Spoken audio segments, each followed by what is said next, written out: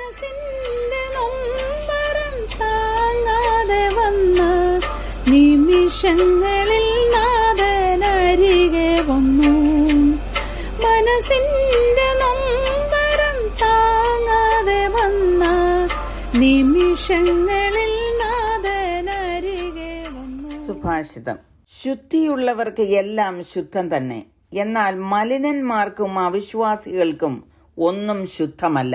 അവരുടെ ചിത്തവും മനസാക്ഷിയും മലിനമായി തീർന്നിരിക്കുന്നു. To the pure, all things are pure. But to those who are defiled and unbelieving, nothing is pure. But even their mind and conscience are defiled. അപ്പോസ്തലനായ പൗലോസ് തീത്തോസിന് എഴുതിയ 1-ാം ലേഖനം 15-ാം വാക്യം. ഈ ലേഖനത്തിന്റെ പശ്ചാത്തലം ചിന്തിക്കുമ്പോൾ പൗലോസിന്റെ ശുശ്രൂഷയാൽ വീണ്ടും ജനിച്ച ഒരു യവനനായിരുന്നു തീത്തോസ്. പൗലോസിനോടൊപ്പം വിവിധ സ്ഥലങ്ങളിൽ തീത്തോസ് സഞ്ചരിച്ചു. ക്രേത്തയിൽ അവർ സുവിശേഷം പ്രചരിപ്പിച്ച് സഭകൾ സ്ഥാപിച്ചതായി മനസ്സിലാക്കുന്നു. പൗലോസിന് അവിടെ നിന്ന് പോകേണ്ടി വന്നതിനാൽ തീത്തോസിനെ സഭകളുടെ ചുമതല ഏൽപ്പിച്ചു.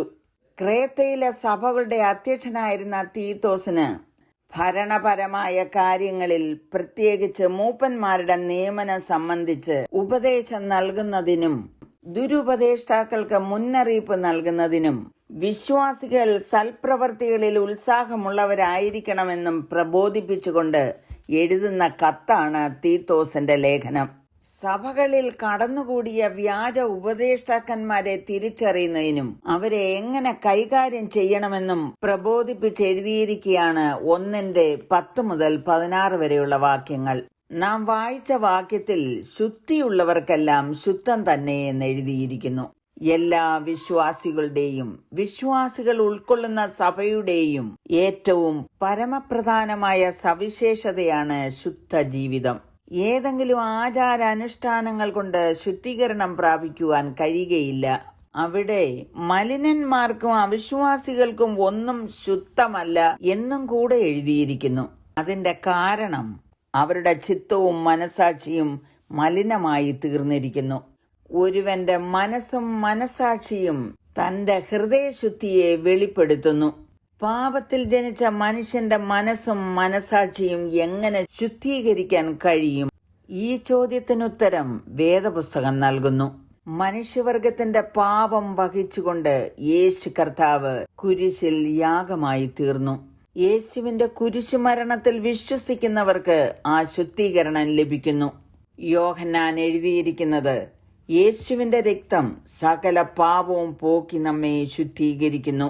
നമ്മുടെ പാപങ്ങളെ ഏറ്റുപറയുന്നു എങ്കിൽ അവൻ നമ്മോട് പാപങ്ങളെ ക്ഷമിച്ച് സകല അനീതിയും പോക്കി നമ്മെ ശുദ്ധീകരിപ്പാൻ തക്കവണ്ണം വിശ്വസ്തനും നീതിമാനുമാകുന്നു. ശുദ്ധീകരണം പ്രാപിക്കുവാൻ മറ്റൊരു മാർഗമില്ല. ക്രിസ്തുവിന്റെ യാഗത്താൽ ശുദ്ധീകരിക്കപ്പെട്ട വിശ്വാസികൾക്ക് പരിശുദ്ധനായ ദൈവത്തോട് ഹൃദയ ഐക്യമുണ്ട്. അവർ ചിന്തിക്കുന്നതും പ്രവർത്തിക്കുന്നതും ദൈവത്തിന് ഹിതമാവണ്ണമായിരിക്കും. അവർ സ്വന്തം ഇഷ്ടങ്ങൾക്ക് അനുസരണമായി ജീവിക്കാതെ ദൈവത്തിന്റെ വചനങ്ങളും കൽപ്പനകളും അനുസരിക്കുന്നു. അവർക്ക് ആന്തരിക വിശുദ്ധി ഉണ്ടായിരിക്കും.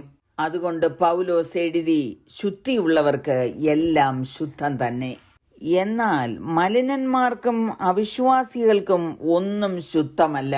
അവർ ദൈവത്തെ അറിഞ്ഞിട്ടും അവനെ ദൈവമെന്ന് ഓർത്ത് മഹത്വീകരിക്കുകയോ നന്ദി കാണിക്കുകയോ ചെയ്യാതെ തങ്ങളുടെ നിരൂപണങ്ങളിൽ വ്യർത്ഥരായി തീർന്നു. അവരുടെ വിവേകമില്ലാത്ത ഹൃദയം ഇരുണ്ടുപോയി. പ്രിയമുള്ളവരെ, എന്നെ കേൾക്കുന്ന ആരെങ്കിലും ഈ ഇരുണ്ട അവസ്ഥയിലായിരിക്കുന്നു എങ്കിൽ ഞാനൊരു സത്യം വിളിച്ചു പറയട്ടെ. അവിശ്വാസികൾക്കും മലിനന്മാർക്കും ഹൃദയം ശുദ്ധീകരിക്കുവാൻ ഏക പ്രത്യാശ ക്രിസ്തുവിന്റെ രക്തം മാത്രമാകുന്നു. എബ്രായർ 9:14 എഴുതിയിരിക്കുന്നു, ദൈവത്തിന് തന്നെത്താൻ നിഷ്കളങ്കനായി അർപ്പിച്ച ക്രിസ്തുവിന്റെ രക്തം ജീവനുള്ള ദൈവത്തെ ആരാധിപ്പാൻ നിങ്ങളുടെ മനസാക്ഷിയെ നിർജീവ പ്രവൃത്തികളെ പോക്കി എത്രയധികം ശുദ്ധീകരിക്കും. വിശ്വസിച്ച് ശുദ്ധീകരണം പ്രാപിച്ചാലും യേശുവിന്റെ രക്തത്താൽ ഞങ്ങളെ കഴുകി ശുദ്ധീകരിക്കണമേ എന്ന് കരുണയുള്ള പിതാവേ, യേശു മൂലം അങ്ങയോട് അപേക്ഷിക്കുന്നു. ഒരു നാളും തളരരുതെന്നോദിയവൻ ചാരുവന്നരുളിയവൻ നീ എൻ പാലകനും എൻ സർവവും വരുമനതാ സ്തുതി നിനക്ക്